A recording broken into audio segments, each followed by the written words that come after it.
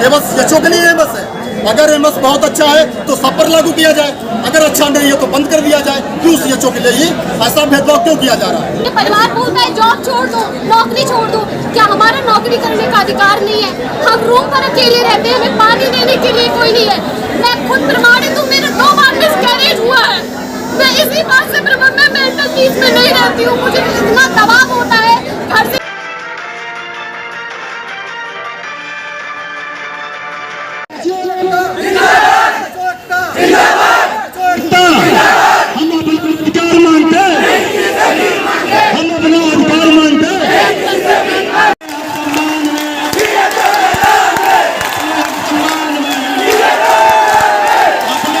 देश भर के सीएचओ ने अपनी प्रमुख मांगों को लेकर मिशन निदेशक कार्यालय का किया घेराव और किया जोरदार धरना और प्रदर्शन।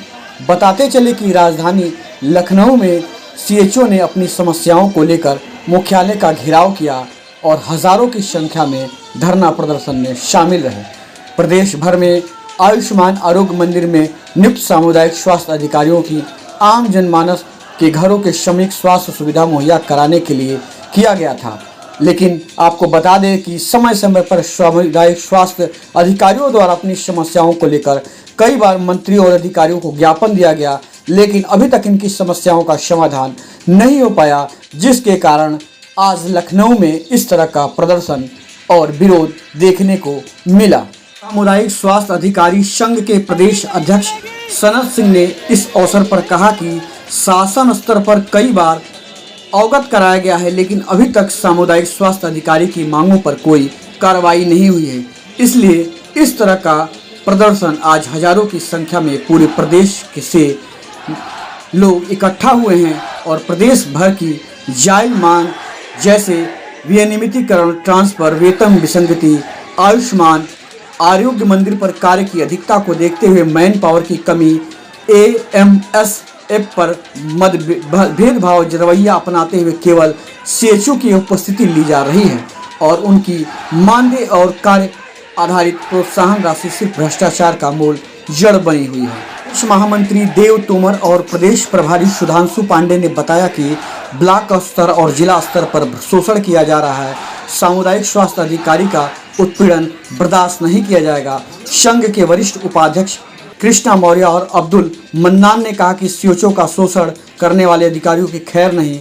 आपको बताते हैं कि संघ के वरिष्ठ पदाधिकारी सपना तिवारी, पूजा विश्वकर्मा, आनंद दीक्षित, रामेंद्र, मोहित, नीरज और कई पदाधिकारियों ने अपनी बात मजबूती से रखा और संघ की समस्याओं को बताया। जैसा कि आज यहाँ पर हम लोगों को देख रहे हैं कि यहाँ पर हजारों की संख्या में प्रदेश भर के सीएचओ यहाँ पर इकट्ठा हुए हैं। जैसा कि हम लोगों के साथ अधिकारियों को हमेशा तानाई रवैया से हम लोगों के साथ देख रहे हैं किस तरीके से सीएचओ में रोज है और भारत सरकार के गाइडलाइन में लिखा है कि 6 साल बाद नियमितीकरण करने का।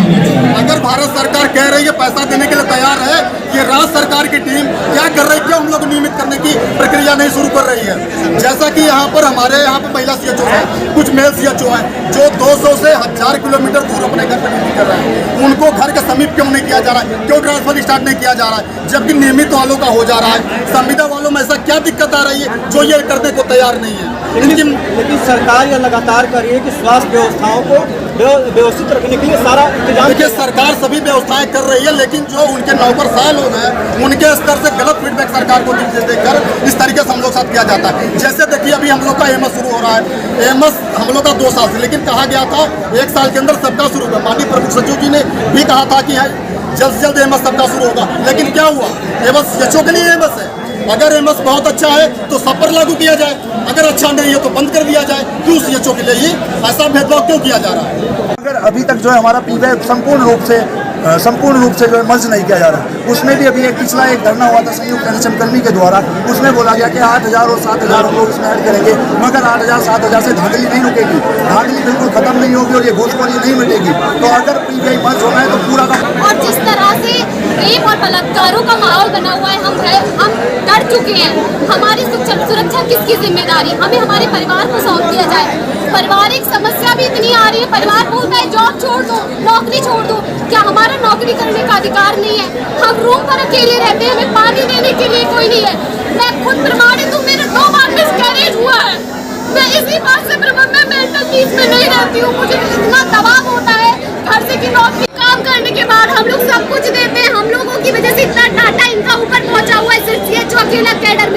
के लिए, जो 2018 से उठा के देखिए अब तक देख लीजिए, इनका काम यदि ऊंचा हुआ है, डिजिटल और ग्लोबल इंडिया बना है तो सिर्फ CHO की वजह से। तो क्या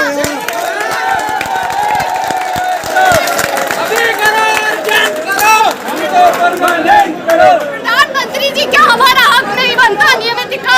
क्या हमारा हक नहीं बनता ट्रांसफर का?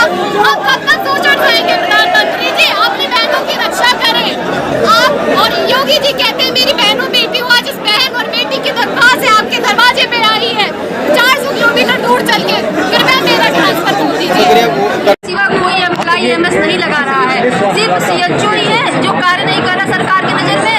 अदर सारे स्टेट में CHO को ग्रेड पे कर दिया गया है, उनका जो है प्रमोशन कर दिया गया, उनका पेमेंट बढ़ा दिया गया। यूपी सरकार बिल्कुल कुछ भी करने को तैयार नहीं है, सिर्फ और सिर्फ हम लोगों पे एक एक काम का प्रेशर बढ़ाते जा रही है। अगर स्वास्थ्य कर्मी ही पीड़ित रहेंगे तो स्वास्थ्य व्यवस्था कैसे सही होगा? देखो, हम सरकार से कई बार डिमांड कर चुके हैं, हर बार आश्वासन दिया जाता है। माननीय ब्रजेश पाठक जी कभी हमारी बातें नहीं सुनते हैं, बल्कि वो कहते हैं काम नहीं करते। हमने उनसे ये कहा जो हमारा साथी अगर काम नहीं कर रहा है तो आप उसको टर्मिनेट करिए, आप उसके खिलाफ एक्शन लीजिए, आप उसके खिलाफ कार्रवाई करिए। क्यों कार्रवाई नहीं करते आप? हमने किसी का समर्थन, जो काम नहीं करते हमने तो आज क्या उम्मीद है, इतनी संख्या में आप लोग आए हुए हैं, क्या कोई ऐसा संज्ञान लेने वाला लग रहा है? देखो, अभी तो हमें यहाँ 2 घंटे हुए हैं, आपके सामने हम बैठे हुए हैं, कोई सुनने वाला हमारी है नहीं। जिस तरीके से हम निराश हैं, अभी हम अगर नहीं कोई सुनेगा तो हम यहीं बैठेंगे, चाहे हमें 10 दिन लग जाए। पूरे प्रकरण को देखते हुए मिशन निदेशक डॉक्टर पिंकी जोयल ने एक प्रतिनिधिमंडल को बुलाया और वार्ता की और कहा कि CHO संघ के ट्रांसफर 1 महीने में स्टार्ट कर दी जाएगी।